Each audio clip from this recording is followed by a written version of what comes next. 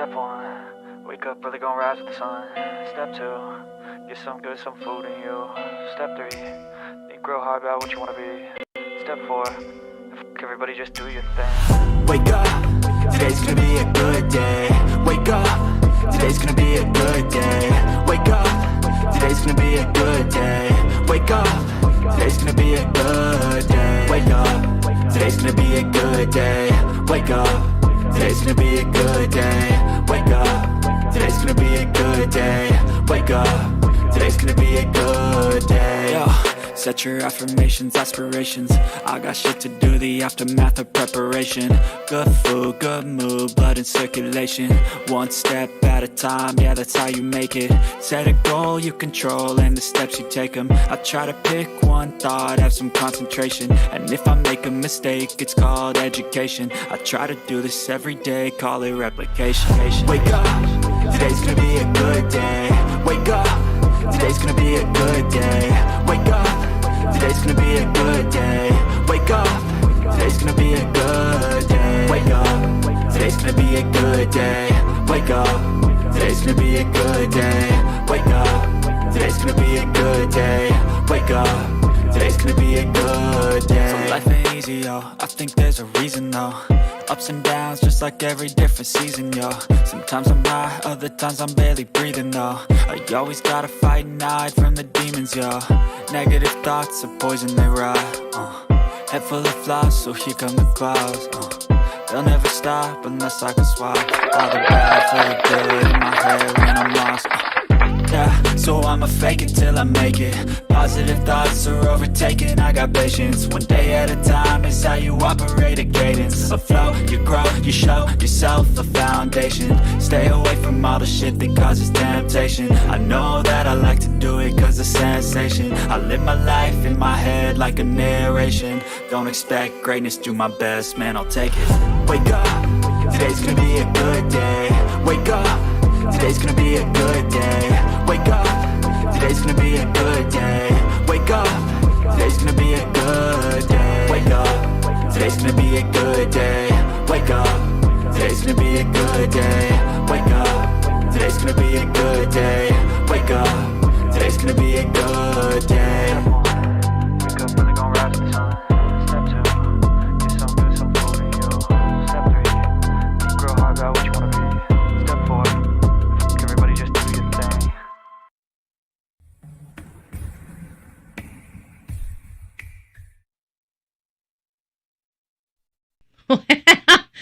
I know I'm muted now. Hey, y'all. We got Smiley.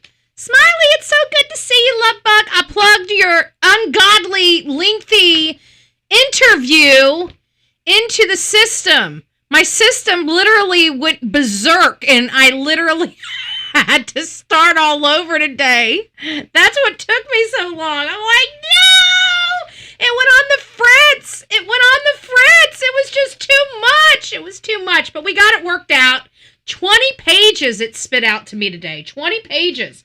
So for all of you that are coming in, we're going to say hi to each other before we get started, because I know there's a lot of people that have been very interested in what this AI is able to do with all of these interviews. Now, granted, we're just focusing on Chris and Katie. Why? Because of the obvious, okay? We're the true crime community. You know, this is really kind of looking like a lot of our other cases. Our other cases have mommies and daddies involved. We got a father that's right now. We were just covering a case this morning about Jonathan Bully, 5-year-old little boy that went to his father's for a Christmas vacation and has been missing since the day after Christmas. They're not saying it like that. He was reported missing the day before his mom was coming to get him, but according to the trail cameras, a dog that was a common occurrence on a trail camera on a daily basis, that common occurrence ceased to exist as of December 26th. So there's a dog and a child that is missing. And it is alleged that this child and dog have been missing since December 26th. Was the last known sighting of the dog. Now, since the dog disappeared with the kid, The kid, the dog hasn't been seen on the trail camera since December 26, has always been seen daily on the trail camera. We said this morning, we believe this is not going to turn out well. There were explosive devices.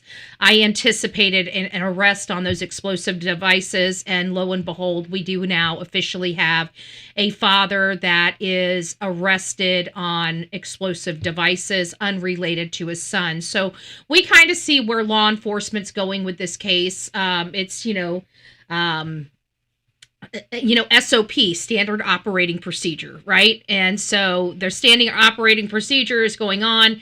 So please keep Jonathan and his mom and family in your prayers, okay? I can't imagine sending, so many of us have to deal with that, right? We've got a lot of single mommies in here. We've got a lot of, blended families. And so you guys have good working, some of you guys, I should say, some of you guys have good working relationships, in co-parenting and stuff like that. But, it's hard to believe that you can send your child off with their parent and that parent hurt them. There has to be a reason why mommy and daddy split up. I would have hoped that it wasn't violence related, but clearly there's explosive devices around this child's home, okay, where this child was staying. I'm absolutely confident mommy would have never sent her child to this home if she had any clue about these devices. Now, did the father hurt him, or did he go kaboom with playing with one of the devices? Listen, I have no earthly idea. All I know is a dog disappeared with him. So it could go either way. It could go, in my mind, the way my mind's thinking, it could go that this child was around the dog and stepped on something and kaboom, and the father tried to hide it. Or it could have been something where the father lost his cool and started hitting on the child. The dog, being a Labrador, like I said, will light your ass up. Many people see those Labradors as docile animals, and they are, until they need to jump into action. And like I said, the Labrador that was in this house, I worried more about the Labrador, the sweet little girl, Layla, sweet little Layla, right? But America, my blue-eyed pit, now she looked mean, but she was just a dopey little dog that just love, okay? You're not getting, if somebody broke in this house, America would have been the first one under a bed, okay? It would have been Layla that I would have worried about. She would have lit into your butt, right? So, is it possible that this father was hurting this child and the dog jumped in to protect this child and also succumb to those injuries of whatever was going on? And the answer is yes. Those two scenarios are absolutely plausible, but that's not why we're here. We're here because of Sebastian Wayne Drake Rogers. He's a 15-year-old autistic boy that disappeared from his Hendersonville, Tennessee home, allegedly between midnight and 6 a.m. on Monday, February 26, 2024, and Sunday, February 25th. Now, Sunday, which was the day before his disappearance, the family allegedly had this normal day. And I'm going to go off script a little bit because I don't know if it was ever established that this was a normal day. I mean, Katie kept saying this was a normal day. I think even in your interview, Smiley, she might even have said that, the day was fairly normal or something to that effect. But many people asked and they refused to answer. And I don't know if it was on your show or if it was on other shows, but I remember them asking, is this something common that they did on the weekends? Were they usually this active? And that is one of the answers that they refused to answer. And I don't understand why that was such a problem to answer. It seems like such a standard question, but I remember it being answered several times, and I remember Chris getting frustrated. I think that'll be developing on the web sleuths. I'm pretty sure they hit that on the web sleuths as well, and he lost his shit. And I just, it just makes me, kind of weirded, like, why, But anyways, Sunday allegedly was fairly normal.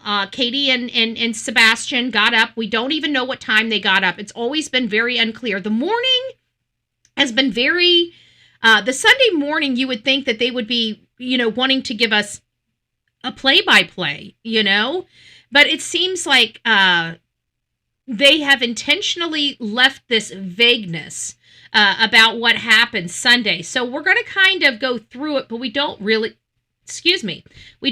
have too many times to plug, specific times to plug in. So the day before his disappearance, obviously the family stated he had a normal day. We learned during the Chronicles of Olivia interview a little more detail about the morning of, and Katie stated that they made spaghetti pancakes, which is kind of like this, I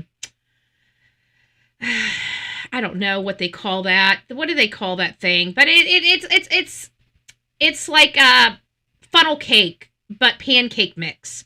And this is what they call a fun breakfast. And Sebastian was really excited about it and FaceTimed some family to brag about it. Now, again, all of this information, all these finite details came much later in the disappearance of Sebastian Wayne Drake Rogers. And so they ended up picking up a niece. I have to say that this has to be late morning because the way that they explain it, but I hate assuming that. I really do. I hate assuming that this happened later in the morning, but it just seems to go better. Like, 9, 10 o'clock is when they had breakfast. Then they were off to BJ's at 11. They left BJ's before noon, according to Chris in another interview. So, she picked up a niece, shopped at BJ's. Sebastian ate a popcorn bowl, dined out. Sebastian was wearing jeans, tennis shoes, a black shirt with a logo on it, returned home. Sebastian took the trash to the end of the driveway. That was his chore. He went to bed around 9. He said, "Good night, Mama. Good night, puppies. I love you." Katie later incorporated a noise around 10 p.m. We have to remember that this 10 p.m., she also stated at 10 p.m. that she was falling asleep on the couch, right? So it seems odd that she's screaming across the house while falling asleep on the couch. But, these are just nuances that clearly the system isn't picking up on. I have to tweak some things.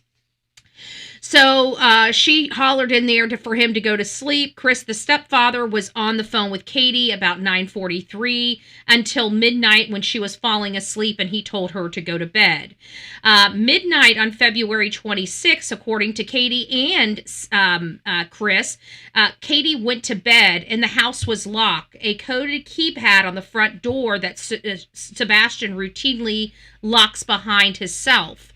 These are all the information that they've provided to us. Now, it's, obviously vague in how I'm providing it to you, but you guys are following the key timeline here.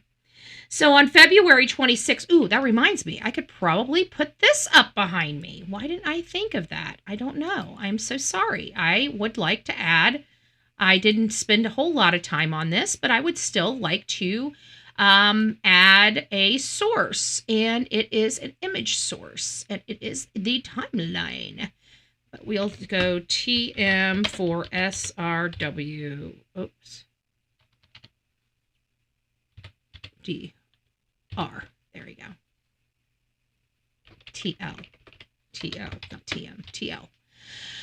Okay, let me get this behind us. And then I'll still have to share it on the, is this the one?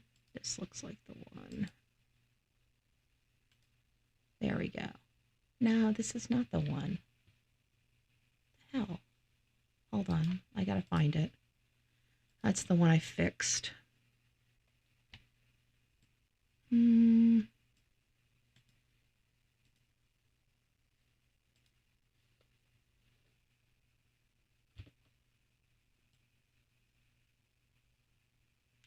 Disappearance. AI. Gotta love it, but gotta hate it all the same. Gotta love it, gotta hate it all the same. Okay, so I had to kind of prepare this little, thumbnail looking thing, and it didn't pick up the pictures because I didn't plug in any pictures, so I ended up having to go and retroactively add those in. So you guys kind of see what's going on here. Let me put this on the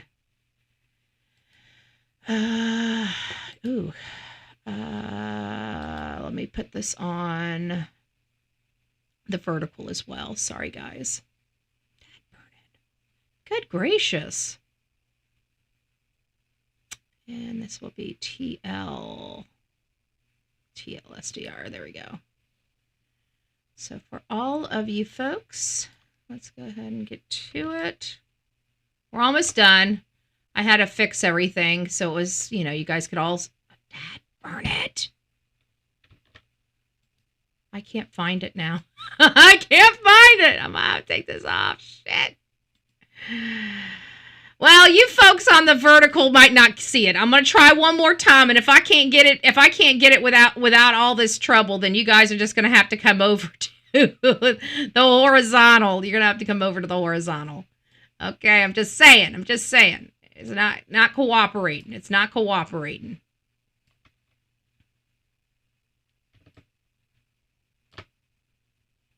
There we go. Finally getting some cooperation around here. All right, so we see it. It's kind of the timeline. Let me condense it so the people on the vertical chat can see a little bit more of it. I think you guys get the gist of it. Hold on, let me just get it one more time. Try to get it in all on the screen. Okay, there we go. All right, guys, that should help you out. There you go. Everybody's got the timeline on the screen, okay? This right here is just kind of a visual aid as I walk you guys through the rest of this, okay? So, again, Katie was on the phone with Chris from 9:43 to midnight when she fell asleep. She went to bed at midnight. She locked the house. The house was locked.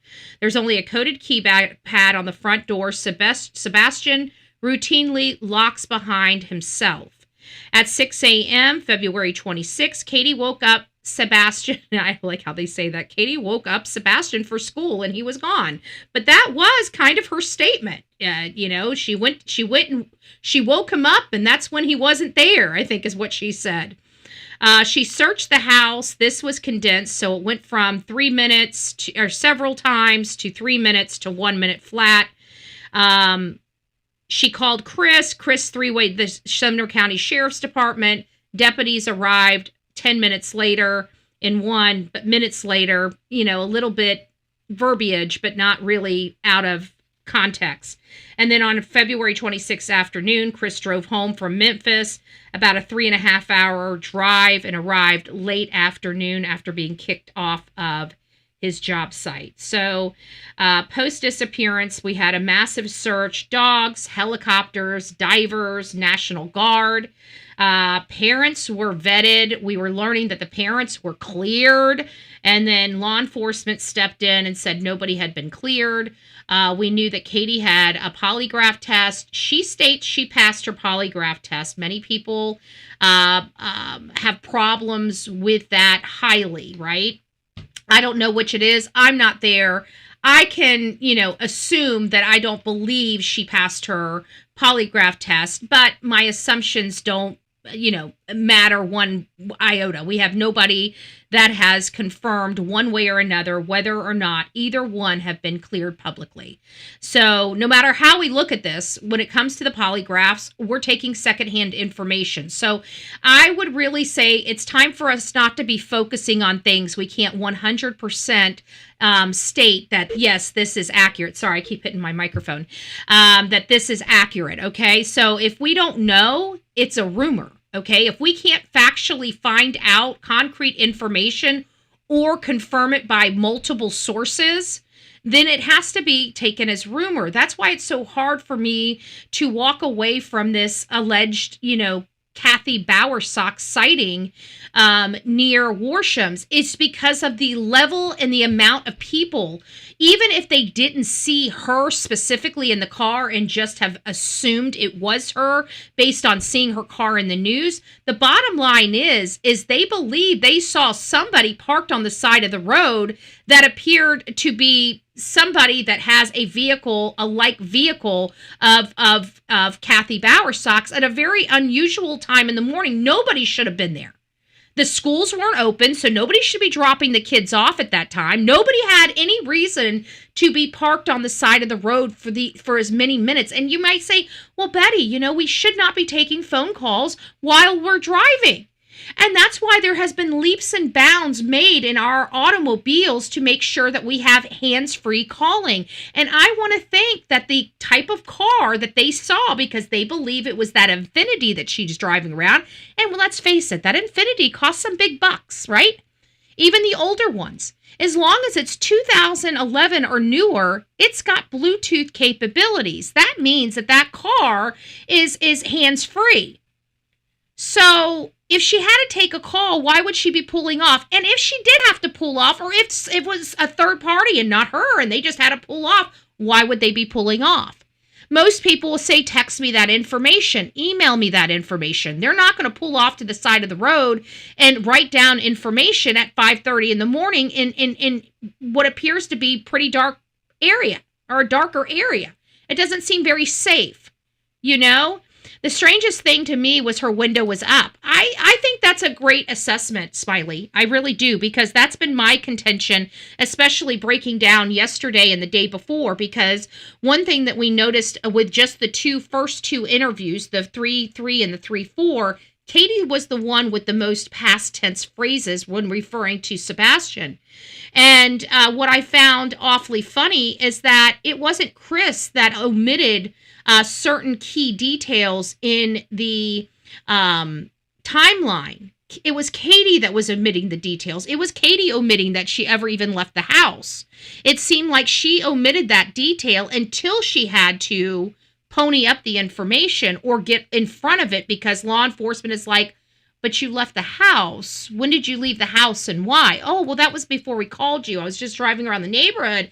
And then she has to say it in the next interview to incorporate it in. But it was such a wild stretch, that we went from her waking up, realizing Sebastian's missing, quickly searching the house, immediately calling Chris, where he immediately called law enforcement, is much different than she woke up, searched the house, got on the phone with Chris, drove around the neighborhood, and then ultimately, 30 minutes later, they decide to call law enforcement. You see how weird that is? So there was just some major oddities with that whole morning. And then to hear that she was out and about in the car was equally perplexing, especially when, Smiley Story World is talking about, with her windows up. Especially when by the time we get to the Chronicles of Olivia, or the Hands interview, I believe, she's talking about being hysterical. I can tell you the images that I seen from the mob crew did not show a hysterical Katie. We all know what hysterical people look like. Well, let me throw it to the chat. Let me not assume anything. I want to thank you folks for being here. We got 33 or 36 people in the vertical chat. Thank you for being there. Who is that? Maria, it looks like you already came over. Who else is in there? Some other people watching. Reba, it's nice to see you. Denise, Ganja Girl, Peppermint Patty. Ooh, I bet you're a spicy peppermint. No, I'm just joking. Dolly, Cinderella, Pat, it's nice to see you guys. I hope you guys are doing well. And of course, we're a little bit larger in our main chat, so it's going to be hard for me to say hi to you guys. But I will say hi to you as I see your name come up, like Sonia, Pebbles, Cinderella, Patricia, Linda. It's nice to see you all here this evening. But when we watch the mob crew, one thing that's very noticeable, maybe he needs to blow it up a little bit better. I'll leave that to mob crew. I don't have those images. I guess I could go pull them. Or if somebody wants to pull them, if somebody has them available, send them to me and let the mods know so they know to text me. Let me turn my text on. So they know to text me. Hold on just a second. There we go. But they can text me and let me know, and we'll blow them up here on the channel and see if we can see her face, because I'm pretty confident we did look at that, because they were trying to see if they could see some earbuds in her ears, check to see if the window was down and stuff like that. And I'm pretty confident that there was no window down in any of the photos, and she states, I'm almost certain that she was, calling his name out. But we'll get down to that. We'll start asking the system more pointed and specific questions here in just a little bit. We may end up doing that. I haven't incorporated all of the interviews in, but I have a funny feeling I'm going to have to reset the system each time, which is going to suck. So I'm hoping I don't have to do that. Anyways. That's neither here nor there. So what are the red flags that we or law enforcement would deem red flags? And for those that are just coming in and don't know what we're talking about here, Sebastian Wayne Drake Rogers, as you know, disappeared from his home on February 26, allegedly, in 2024, almost 2 years ago, and hasn't been seen or heard from since. And so we've been going back to the beginning of this case, and now that we're kind of seeing the positives of AI, I have decided to purchase a program that I can plug all of these interviews into. Now, they're transcripts, right? We're not plugging in links or anything. I've got to download the transcript. I've got to put the transcript in there, and then I've got to produce reports, which today we've got 20 pages that were produced for us for today. And I ask it a bunch of different questions about it. Now, it's keeping a very benign approach to it in a very unbiased manner, which is what we want. So it's very, very hesitant to provide any kind of accusatory language in any of the reports. So I think for what we're doing here, I think that's needed for right now. Now, you guys know how I feel about this case. But again, if we're going to really give this a good shake, we need to remove our own personal biases. And I think that this is a great way to do that. I think that Chris and Katie are highly suspect. You guys know that. We've been talking about it for almost 2 years. So now we're going back to the beginning and we're removing all the noise and we're just trying to listen to straight fact. And that's where these reports are coming in, and I think are being very beneficial and constructive in breaking down this case, which if we had this tool when this case started, I can guarantee you we would have been utilizing this tool when this case started.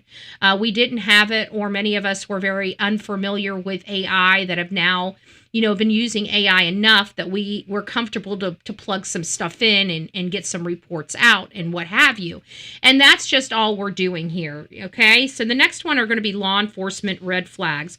Transcripts reveal potential red flags from law enforcement perspective, i.e. the defensiveness, the vague details, the past issues.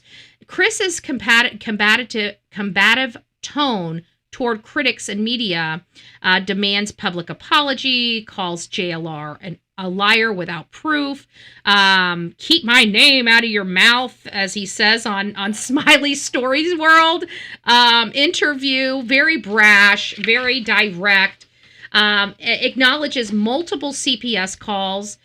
Chris acknowledged even on Smiley Stories World interview that he had, the one in New Mexico in 2 states, right? So we identified 2 states, but it was very vague because he implied 2 states in 2 different states, but because of the way he said it, we almost implied or took it as it was 2 events total, and it wasn't, and that was our fault. We come to find out, it was 2 states. One's New Mexico. He had a protective order, or the Department of Children and Family Services looking into him in New Mexico related to Faith, his daughter, with Nina Gomez, his ex-wife, and then also several times in at their current home. And the way he said it was, in my opinion, intentionally devious. He said it in such a way where he was technically telling the truth, but couched it in such a way that it was misrepresented, or could be construed misrepresented, right? Because he was being truthful. And they also include that the teen was exaggerating the punishment. Katie implies prior cases on the Dutch's first interview. Chris admits the use of the belt one lick for lying outside of the clothes, and that's according to Smiley Stories World. They're talking about trash bags for cleaning where he threw all of his belongings away, the snake removed for neglect.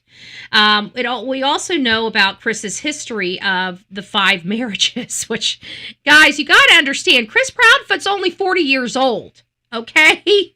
You know, most of us, we get married. I didn't get married until I was in my 30s, right? I was divorced by my 40s. So, I mean, whatever. But either way, you know, I mean, 5 marriages? 5? That's a lot. That's a lot. So, Chris's history is 5 marriages, custody battles, protective orders, with exes. We know about the battle between Nina and him, the protective orders between him and Nina. You know, it's the last time he saw Sebastian was early February. Chris and Katie are so defensive on checks, no bedtime, peek at the teen after hearing vague noises. They also talk about his pull-ups, which is denied by, with regression, which is denied by his dad. Remember, his dad says, I don't have those problems at my house. Ellie notes parents cooperative, but not vetted, or cooperative, but not cleared, rather, but evasive on details. You know, the doors, the locks, the devices could flag staging or abduction cover. So these are different things. And then, of course, we're going to be looking at some inconsistencies across all these interviews. So far, I plugged in 6 interviews about this. And so it's Sunday's activities. It's the description, BJ's timing, yesterday versus same day, bowling, dinner. Details are very slight. Niece drop-off in Chronicles of Olivia. They talk about BJ's and Dushes. They talk about bowling and groceries. Minor recalls, variants, possible embellishment for a happy day narrative. So they believe that might be why, this is suggested by the program, based on, some personality stuff that they're picking up in all these interviews. But it seems like they're embellishing. Why would anybody really be embellishing? Hey, girl, mom. Nero, it's nice to see you. Lover girl, hello. Pebbles, it's nice to see you. The real me too. So why would they be, and this is something you guys need to think about, because we're going to be going through, not tonight, but we're going to go through these lists of these possible meanings, and we're going to throw them back and find out what you think these possible meanings are. Because why would anybody embellish that they're having a good day? If you had a bad day and somebody disappears, you had a bad day and somebody disappears. I mean, why embellish that? And then, of course, we have the noise. Originally, for the better part of 2 or 3 weeks, we were hearing that Sebastian was last seen and heard at 9 p.m. And then all of a sudden, we start hearing this noise at 10 p.m. thrown into the mix. And it extends that, a live time or third party hearing somebody to 10 p.m. versus 9. So the noise 1 hour after bed, 10 p.m., no check, teens privacy versus younger checks. In Smiley 320, the noise, but stated she did not peak. In Chronicles of Olivia, they talk about the noise being at 10 p.m. And the potential meaning of this excuses lack of verification, suggesting unmonitored exit. So it seems like they're embellishing these facts to possibly explain an unmonitored exit, which is different than what we assumed. We assumed that the noise was in case something, for me, I believe the noise, the way it's being referred to, is in case somebody hears something or it's picked up on somebody's camera that's outside of the home, is why I think she brought it up, but I don't know. And of course, Chris saying he hasn't been home since February. He returned 2/26. He even said that on Nancy Grace. He tells Smiley early in February was the last time he was home, never quite telling us exactly when he arrived home. I think it was much later that we heard the last time he was at the home was February 2nd, I believe. maybe, or something like that. So the work alibi gaps, it questions alibi and timing, right? It's questioning his alibi and timing. So this is a critical issue, and we still have no idea really definitively when he was last at the house. But we do know that there were some problems. Katie talks about Sebastian's bedwetting and school issues, and Chris putting him in pull-ups. We heard from his bio dad that Chris handed him all of his underwear. And bio dad denies ever having a bedwetting problem with his son, that his son knows how to use the bathroom at his house. So it appears that this is implied also in Smiley's and Dutch's second Dutch's interview. The potential of meeting this is the family rift, hiding behavioral issues and abuse claims. So it's identifying that this bedwetting could be attributed to abuse, which is, one of the key factors that we always identify it as, right? And then, of course, we hear about the discipline in CPS, and Chris speaks on Smiley's Stories World about the belt. I think, Smiley, you might have to answer this for the chat, but I think you were the first time we had a definitive answer on whether CPS was involved in this family, and I believe that he's the one that told you for the first time that it was the belt. I don't think we heard of the belt up until yours. I think there was some implications that CPS had been by the house or something in prior interviews, but I think it was your interview that they specifically address it. Yes, okay. And so it was about a belt, and he says that he gives Sebastian a lick because he lied about wearing his belt or something stupid, something a child should not be belted over. Okay, forgetting a belt. I don't even know if you do you get punished for that? Everyone else didn't want to ask. Yeah. But, the explanation he gave was because he forgot to wear his belt, and then he later recanted that and said, no, it was because he was lying to him or something like that. And because we were all like, you hit him with a belt because he forgot his belt? Like, we're all scratching our head like, that's a corporal offense now? Like, you get a SWAT for not wearing a belt this day? Like, what the hell is going on? Like Joe Clyde Daniels' case, little Joe peed on the floor and the dad beat him. I know, that's awful. That's just awful. Parents. And that's what's worrying me about this Jonathan bully, What the heck happened to him? But I don't think it's good. So this whole discipline, it minimizes harsh methods, prior reports, and flag abuse risk. The searches and the vigils avoided for security. No parent-led searches. And there were parent-led searches, Seth-led searches, just not Chris or Katie. And, they were talking about the security and crowd. And it's because, and they're flagging this as wanting to avoid public scrutiny, which we know that is the majority of why we're here to begin with.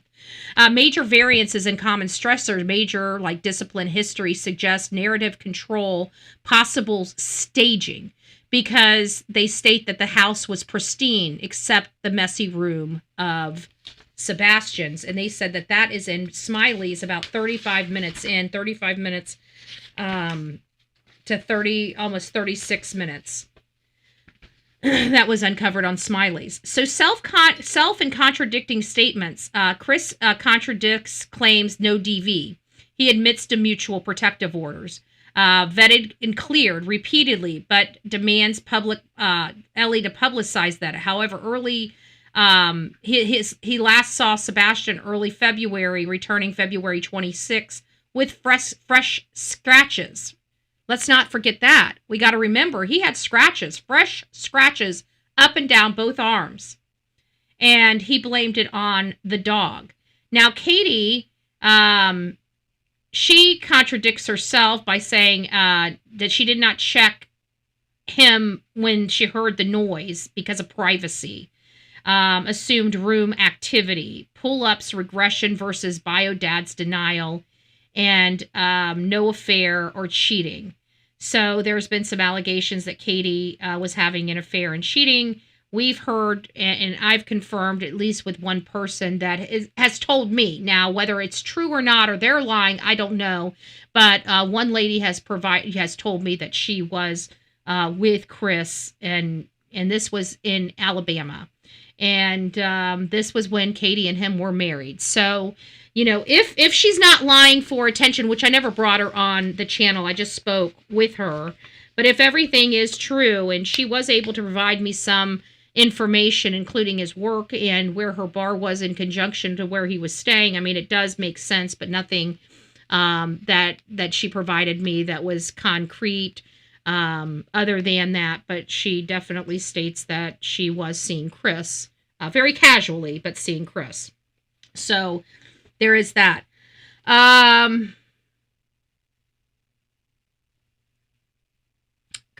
Chris speaks for Katie. The phone alibi, midnight to 6 a.m. Katie keeps deferring to Chris to answer questions. Both happy home, discipline normal, but traumas, CP, and stepdad fears, rumors, lessons versus Sebastian loved. I don't know what that meant. Contradictions undermine the runaway narrative, suggesting a coordinated story.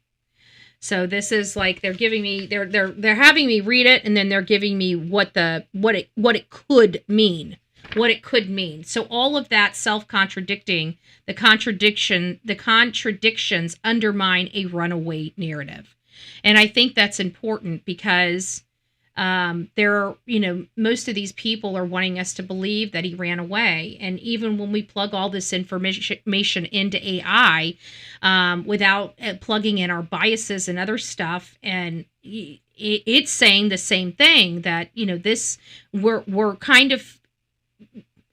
we're right in our feelings of feeling like something is amiss when it comes to Chris and Katie. I think it's supporting that.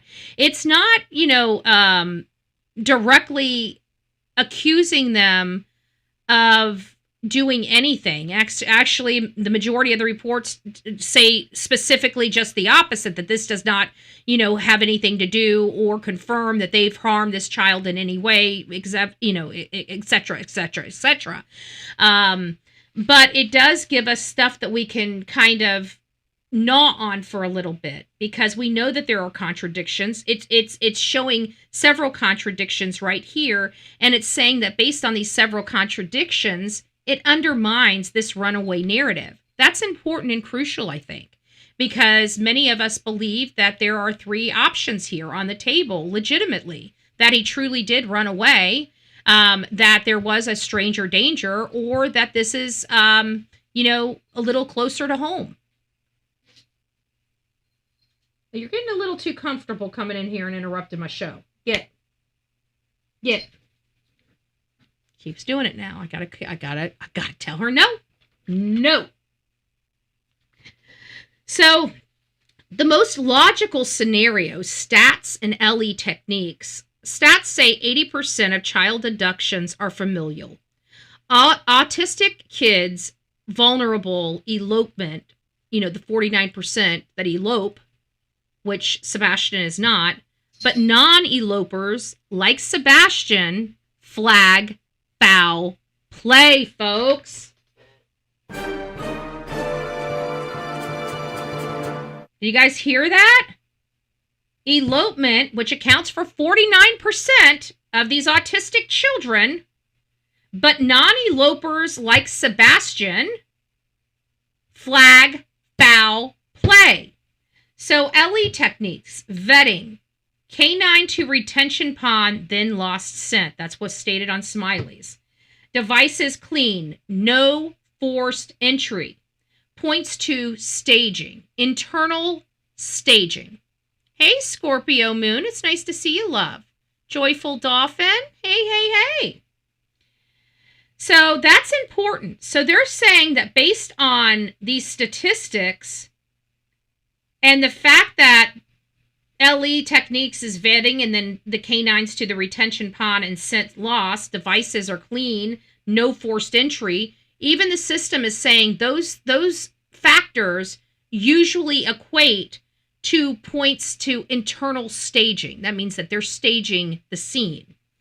Parents cleared but defensive. CPS history fits profile.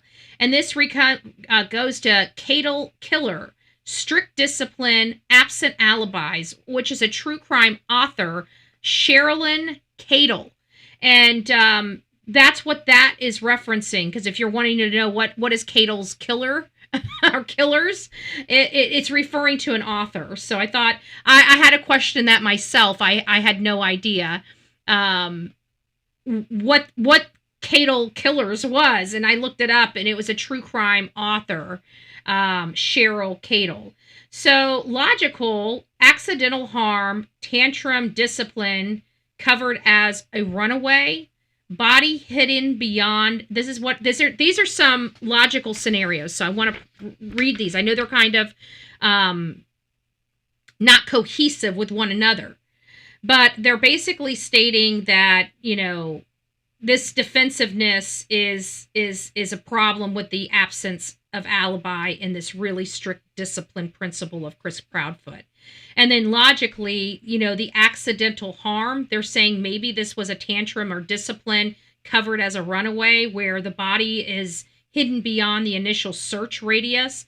And their stats are saying 74% remains a distance greater than a walking distance of 2 days is where they typically believe in this particular case he may be. So I think that's interesting, right?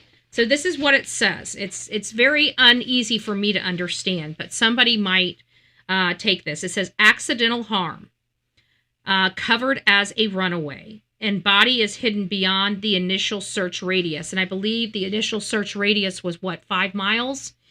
So according to their stats, 74% of the remains are more than,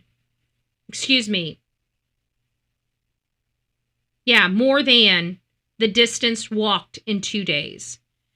So I think this is interesting. The distance walked in 2 days. How far could we logically walk in 2 days?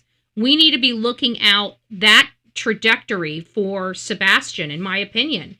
We all felt that he was outside of the radius when they were searching, but we also heard rumors. Now, we got to notate this is a rumor. I do not have concrete information about this, but Sebastian Waindrake Rogers, according to some people, they had a cadaver dog at the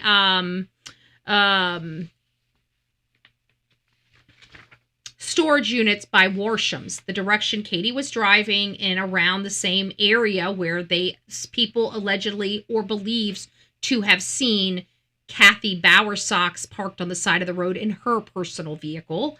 We heard that Unit 10 at the storage unit did have a positive hit for decomp. We also heard as a rumor that was explained away as being potentially a rat or other decomposing wildlife. I am pretty confident that they are trained in human decomp, not animal decomp, which puts off different scents.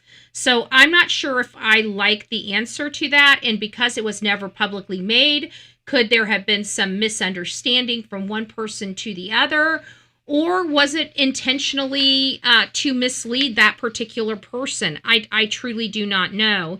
But we did hear that, and I can't plug that into the system because it's not a valid fact. It's rumor, and we're not plugging rumor into the system. But I thought it was enough that I should remind people because people have heard about that. But I like that whole, how far could he have walked in 2 days? We need to look in a radius out that far. And then, of course, Occam's razor, the simplest explanation with the fewest assumptions.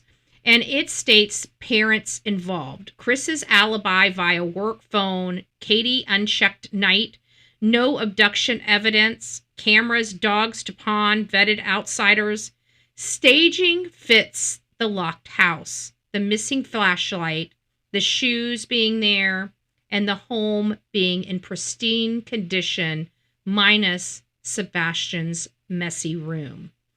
According to a brief psychological profile provided, it states that Chris is brash and defensive, 5 marriages, custody battles, suggests instability and anger issues.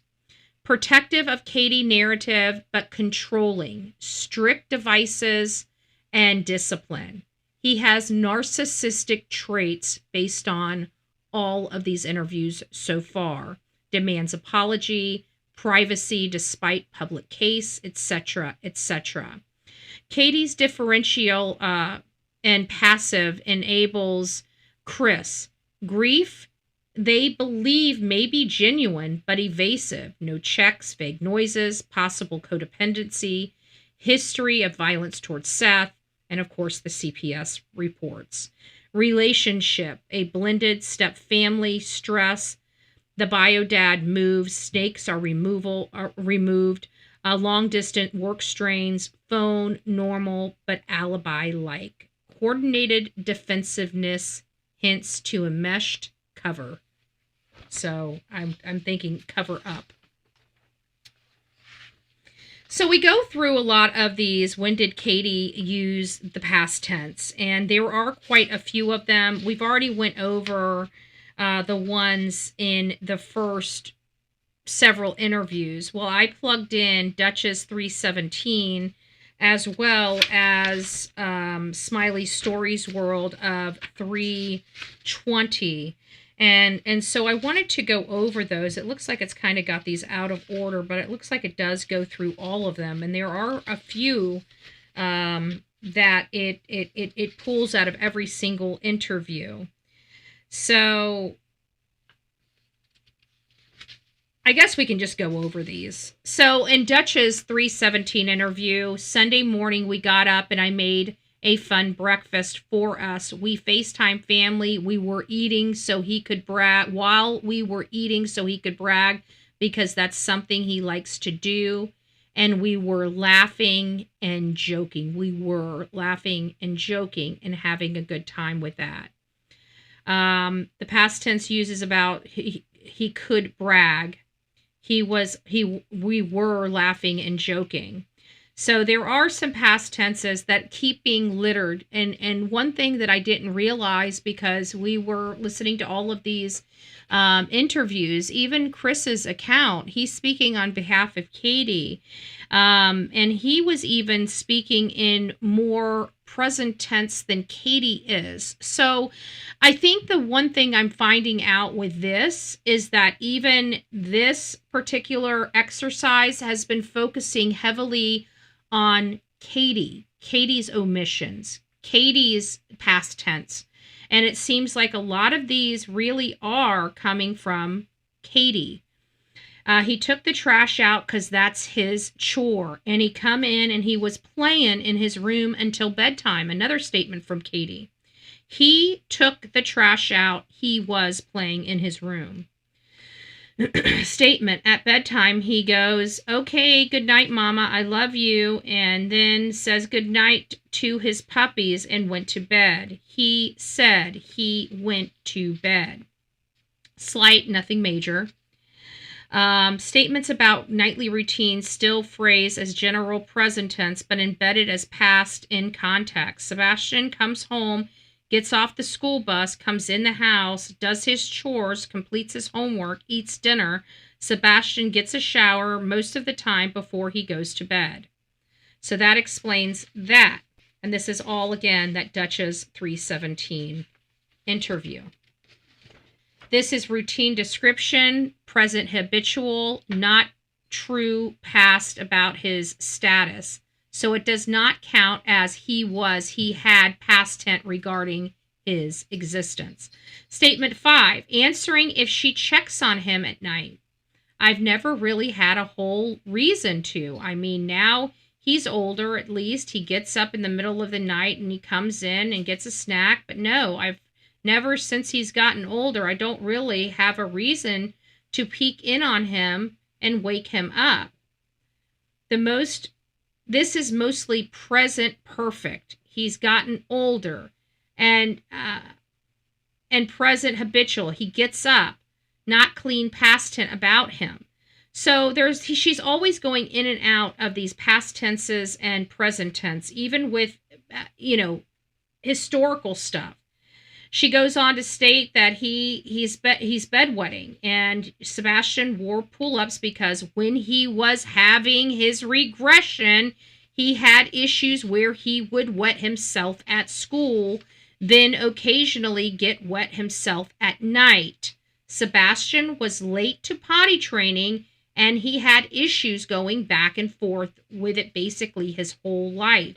Past tense, he was having his regression, and he had issues. He was late to potty training. He was a little, what does it say? Or what she'd changed about Sunday. I had slept outside that boy's door. Would I known I would have made sure to check on him 100 times. When he was little, I would wake up, I'd check on him. Past tense, when he was little and I'd check on him, which sounds pretty normal.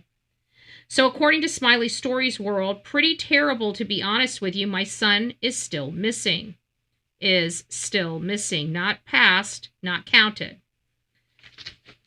Sebastian wore pull-ups because when he was having his regression, he had issues in school where he wetted himself, etc., etc. Same past tense construction he was having. He had issues. Sebastian was late. Statements had recent autism diagnosis. Partial answer in a question about whether he was afraid of Chris. Sebastian had a recent autism diagnosis, but Sebastian has a chromosome deletion that he was diagnosed with when he was a young baby. So Sebastian had a recent autism diagnosis, but uses Sebastian has present tense for his chromosome deletion. Again, past tense, present tense, interchanging here. So I think you guys get this, and I believe the other ones we've already gone over. We can go over those again later in this, but so just to consolidate all of this to you, if the focus is strictly on explicit past tense clauses about Sebastian used by Katie, you can conservatively count clear narrative past descriptions of the day, night he vanished. He took the trash out. He was playing. He said good night. He wasn't there when I woke him up. These occurred in Chronicles, WSMV, Duchess 317, Fox 17, and Smiley's. There are dozens of such verbs, but they are routine chronological past, not grief past. Clear past tense description of his long-term traits, medical history, which are the ones people usually latch onto in past tense discussion. Sebastian was late to potty training, Smiley's and Duchess 317. Sebastian had recent autism diagnosis. He was diagnosed when he was a baby. That's on Smiley's. Those later lines are about past medical facts, not about him being deceased. If you want a hyper literal list of every single past tense verb used about him, we can do that by coding a line by line, and I'm not doing all that, just to let you know. Okay. Can we find any instances from Chris doing the same thing, using past tenses? And there's such a small little amount here that are listed that it's ridiculous. So he wasn't using, I think what we can deduct from all this, it was never Chris using the past tenses. It was always Katie. And while those past tenses aren't describing Sebastian as deceased, there are red flags to us because she's describing a son that is no longer there in some cases, in my opinion. Law enforcement analysis of the 6 transcripts revealed multiple shifts in the Proudfoot's recounting of Sunday, February 25th, 2024, the day before Sebastian vanished. These variations, even minor ones, warrant scrutiny as they could indicate evolving narratives, memory lapses, or deliberate adjustments under pressure. All statements are documented verbatim from transcripts. Every detail listed is relevant to establishing a baseline timeline for potential forensic reconstruction. So let's go over some of these issues that we are noticing. On Dutch's 3-3 interview, key weekend statements: good weekend, vague, out and about, bed 9, noise 10, a mother to bed midnight, missing 6 a.m., no specifics on Saturday or Sunday, baseline, no prior. Initial vague accounts lack details, possibly to avoid scrutiny early in the case. Then you go to 3-4, out and about, really good weekend, dinner, evening, home, normal bedtime, unspecified, good night to mom and puppies, later to bed, wakes up at 6, missing, no noise mentioned. Adds really good weekend, omits noise, bedtime is vague, versus prior to 9 p.m. Slight omission of noise, emphasizes normalcy, good weekend is introduced. Fox 13, they were out and about, having a good day. Specifies Sunday out running around, stayed up late, mother's bed by midnight, no noise. Trash, niece, BJ, and bowling were introduced. No noise, trash, niece, BJs, or bowling were added. Expanded activities vaguely, bedtime late versus prior 9 p.m. aligns with mother's sleep with disappearance window, or asleep during the disappearance window. You go over to Katie, same type of statement. However, a lot more is added in. They talk about the fun breakfast. They talk about making the call to the family, picking up the niece, going to BJ's, having the popcorn, taking the snacks home, going to dinner, going to bowling, taking out the trash, and going to bed at 9 p.m., the noise at 10 p.m., and the mother to bed by midnight and 6 a.m. She wakes up. The full itinerary, it seems like, was specified. The first detail sequence, trash, chores, new. Noise, reintroduce, establishes an alibi chain. And then, of course, on Smiley's Story World, confirms Olivia's details implicitly. Dinner, clothes, jeans, tennis shoes, black t-shirt, changed to black pants with white stripe, long sleeves. So this is when it all changed, and more clarification on what he was wearing. It was on Smiley's Stories World. The trash and socks was noted separately. Adds clothing specifics, clarifies pants, not sweatpants, but Adidas style, and poster correction. The sweatshirt is long sleeve. Minor, precise attire to match correct flyer, reinforces trash, ties, barefoot in socks, inconsistency. So he was in socks the night before, but left barefoot. Even slight changes merit notation in active missing juvenile investigations, as timeline solidifies victims' last known activities and test witness credibility.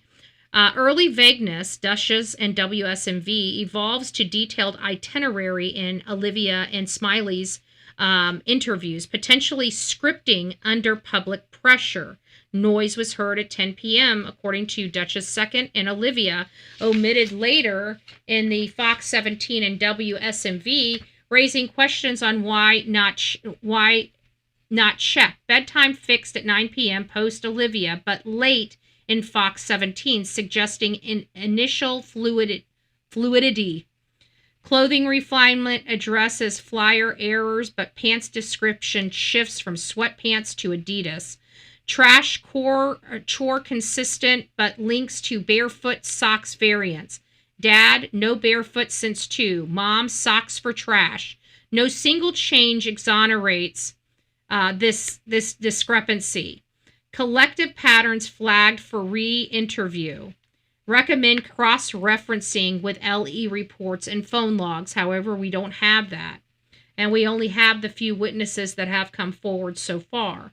The Proudfoot statements evolved significantly from early March, vague, good weekend out and about, to late March, where they had breakfast, picked up the niece, went to BJ's, bowling, dinner, trash, chores. Due to mounting public scrutiny, online sleuthing highlighting initial inconsistencies and pressures from interviews like Nancy Grace on March 25th. Early vagueness, the March 3rd through the 7th transcript, shifted as true crime creators dissected timelines, forcing specifics to counter accusations of evasion or staging. So even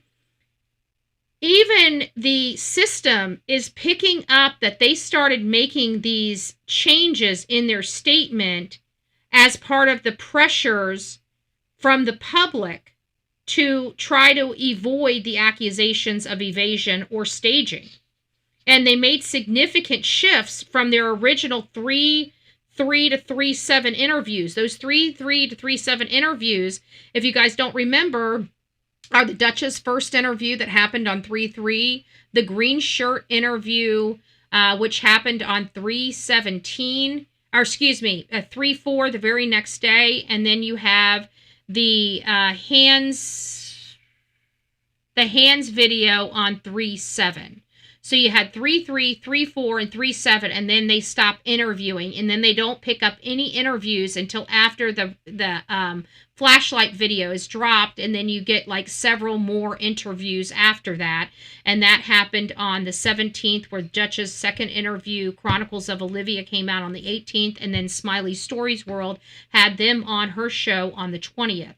So that's kind of how it is. So they're saying that earlier in the beginning of these interviews and transcripts, they were very vague. And then as true crime creators dissected timelines, forcing specifics to counter accusations of evasion and staging. So that's what they're saying is the reason why these later changes happen. Motivations for changes. Law enforcement would probe these as potential narrative refinement amid backlash. Earlier interviews, Duchess, WSMV, and Fox 17 omitted key events like BJ's, bowling, possibly to minimize exposure during active searches.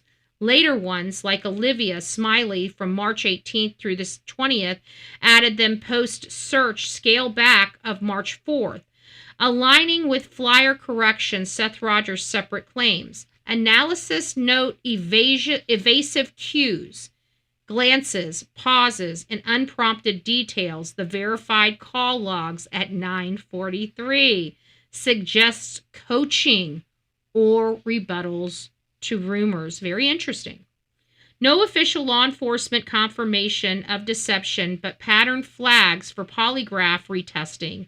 Noise omission and reintroduction, bedtime at 9 p.m. versus late, clothing tweaks from sweatpants to Adidas-style pants, changes coincide with TBI meeting of March 28, and national attention where parents faced grilling on custody, discipline, and motives.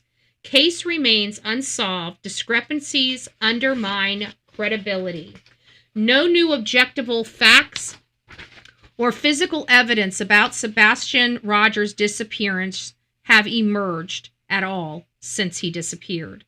Parents reference ongoing searches, dogs, retention ponds drained, no fines, device seizures, all household, school, everything was empty.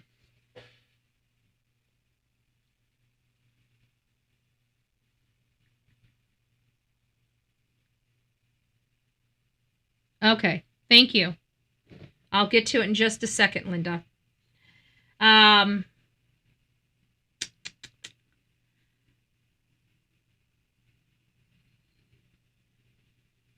we're hearing that Channel 5 flashlight has been debunked by TBI and federal law enforcement. No breakthroughs reported. Emphasis shift to expansion, National Guard, out-of-state dogs, caves, drain pipes, no hits, and communities aids like flyers, billboards to Canada, from Memphis to, Mexico. Parents note thousands of video hours combed, but zero sightings. TBI Newslink cites up-to-date information confirming that they have no evidence of foul play. I don't believe that that's the case this day and age. The last time we heard from Eric Craddock was back 2 years ago, almost 2 years ago, on April 2nd was the last time he ever gave a public update on this case again. So I'd have to think that with this child being gone for 2 years and no sightings, no evidence is evidence. Absolutely, Lisa B. always. And that's very, very, very important. So no breakthrough reports, emphasis shift on expansion. Again, thousands of hours were combed through. Flashlight, notable mentions. Here's some things. Flashlight, assumed taken. Missing keychain type. Prompted by questions, not discovery. Eyelashes. I don't know why it's saying eyelashes. Vetting parents claim cleared polygraph passed. It's bringing that in because of Chris making such a public statement that he has been cleared, all the parents had been cleared, and all the parents had taken polygraph tests, and they knew specifically that that was untrue. At the time he made those statements several times, he knew that him and Seth, neither one had taken polygraph tests. All updates are procedural clarifications or rebuttals, CPS history, custody, not evidence of advancing the case. Stagnation noted, still stumped after extensive efforts. So I'm going to close out the case, close out this with accounts of the contradictions that we see. So Smiley Story World interview of March 20th shows the most contradictions with earlier accounts.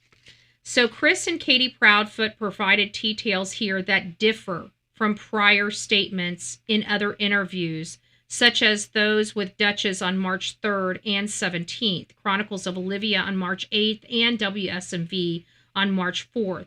Key contradictions on Sebastian's last interaction with Chris. Earlier interviews state Chris had not seen Sebastian since early February due to work 3.5 hours away, with phone contact maintained.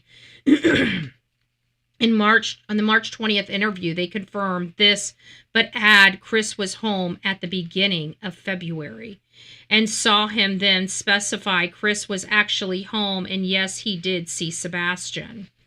Contradictions on Sebastian's habits, shoes, and outdoor behaviors. Katie consistently says in earlier interviews, 3:3 to 3:18, that Sebastian never goes outside without shoes. On March 20th, she directly contradicts. His dad says that he hasn't seen him go outside without shoes on since he was 2. But I, however, have a different experience with Sebastian where he does go outside without his shoes on. There has been several times where he's taken the trash out in his socks. That's interesting. We're going to have to come back to this statement right here because I've got so much to say about that. Other notable shifts over time. Bed check. Early accounts 3:17 and 3:18 omit checking his room at midnight. March 20th explicitly confirms no checks, explaining teenagers' privacy. Pull-ups on March 20th addresses bedwetting and pull-up as regression issued at Katie's house, denying fear of Chris absent or unaddressed earlier. These evolve amid public scrutiny, but highlight the March 20 interviewers' variances. Chris and Katie Proudfoot statements evolve between early March and late March. Early account emphasizes Chris's absence since early February and Sebastian's aversion to going outside barefoot, while later ones introduce new details like barefoot habits and pull-up use. Chris's last in-person time with Sebastian, early March. Chris states he had not seen Sebastian since early February or beginning of February due to out-of-town work. No specifics on seeing him or which time. Late March 17th through the 20th confirms early February was the last time that he saw Sebastian, but adds he was actually home, and yes, he did actually see Sebastian when he was there.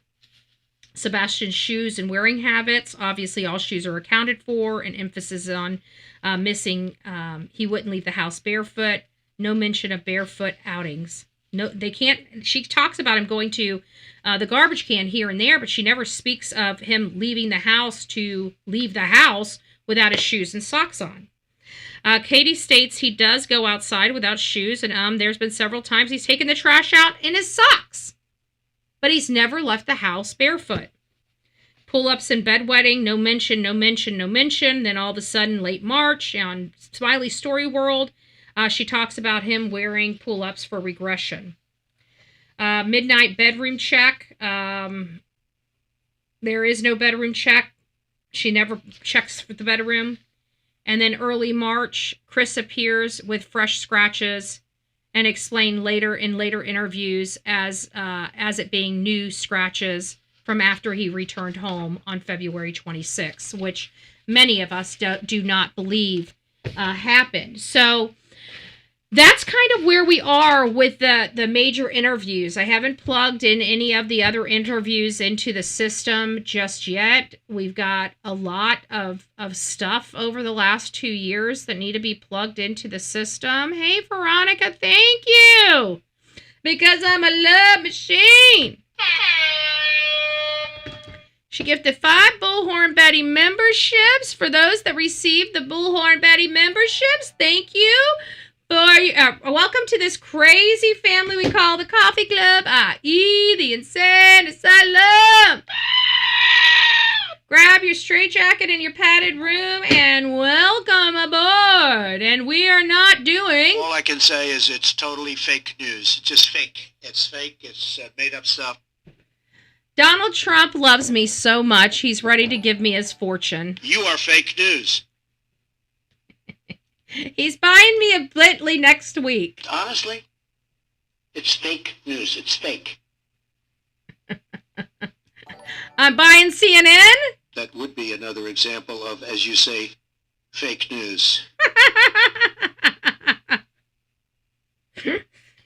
Oh, good gracious. Oh, good gracious. What are we going to do with this case? And what questions do you have? Do you guys want to try plugging this stuff into the system and seeing what it generates? Because I got to tell you, we have, oh my gosh, I want to have one. Yes, I do. I want to have one. Oh, let me go over to Linda's email. Hold on. Let me see what we got going on here. I almost forgot.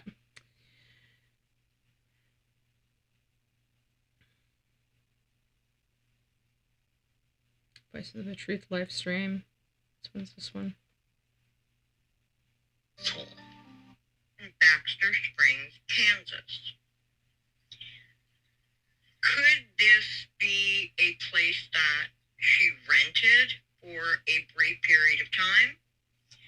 Could this be a place where deliveries were... Hold on, we're gonna watch this. How long is this? Is an hour? Oh, this is from Voices of Truth. It's from Hindsight. Happy Kwanzaa. So that this is an hour long, Linda. I'm gonna have to review this. I'm gonna have to review this and I'll I missed this. I don't know how I missed this. This happened yesterday. I'm sorry, I missed it. I don't know why I'm subscribed. Why didn't I get a notification? I hate when it clicks it to personalized. Guys, if you guys have not, on your app and everything, make sure that your notifications, that's that bell. When you hit the bell, make sure it's set to all. Because mine, even on here, I tell you guys to do that all the time. And even on Hindsight, here on her channel, it was set to personalize. I haven't been getting her notifications at all. At all. I haven't gotten any notification from her. And it's kind of one of those things when you're working and stuff, it's out of sight, out of mind. So if you're not getting those notifications, you're probably not watching the content. So get over there, watch the content. She just dropped something yesterday. They did a live yesterday. It looks pretty good. I'm going to have to listen to it, but I don't know what to do with it right just yet. I can't bring it up on the show just yet. So I hope you guys are learning something from the Sebastian Rogers case. If you guys would like me to deep dive, actually, that's what we'll do tomorrow. What's tomorrow? Friday? That's what we'll do tomorrow. I'll plug in all of the interviews up to a certain point, and then I'm cutting that off. And we'll just start asking it questions. We'll open this up, and whoever has questions for the system, we'll start plugging those questions in and seeing what the system pushes out. I mean, again, it's unbiased, where I'm not putting in my feelings into the system, so it is what it is. But the one thing is it's based on what you plug in. So if we're not plugging in outside criteria, it's not going to pull outside criteria, even if it's factual outside criteria. So you have to plug in the parameters, you got to plug in the instructions, you got to let it know what to do. But I think if you guys want, tomorrow night at 5:00, we'll come back here and that'll be our show. We'll open up the phones and we'll plug in questions to the system and we'll read out what the system comes out. You know, you guys have had questions that you guys have been asking for a while, and there's no possibility of us being, Smiley Stories World was 3 hours. I mean, it was over 3 hours long. It was literally 86 pages transcribed. It was huge. Okay? So there's no possibility that I believe that you guys remember every nuance in that interview on Smiley Stories World. Isn't it great that we don't need to think that we've got a computer that we type stuff in and it's going to spit us out information? I like that. So that's what we're going to do tomorrow. So you guys don't want to miss tomorrow night's live here on the Bullhorn Betty channel. We will open up the phones or open up the panel. We'll do whatever you guys want to do, and we'll start asking the system questions and see what information we find. You know, I don't know what it's going to say, but it's interesting to find out. Oh, thank you, Let Them 66. I love it. I love it. Thank you, Love Bug. Thank you. So start thinking of all the questions that you guys have. You know, it may not have it because, again, it's only got so much information that's plugged in, but we will look at it. So I'm kind of excited. Tomorrow's going to be fun. I hope to see you guys all here at 5:00. Let's give it a good run and just pressure the system. See what comes up. We never know. We might find something that's very interesting. I think we're going to find something. I really do. I think we're going to find something.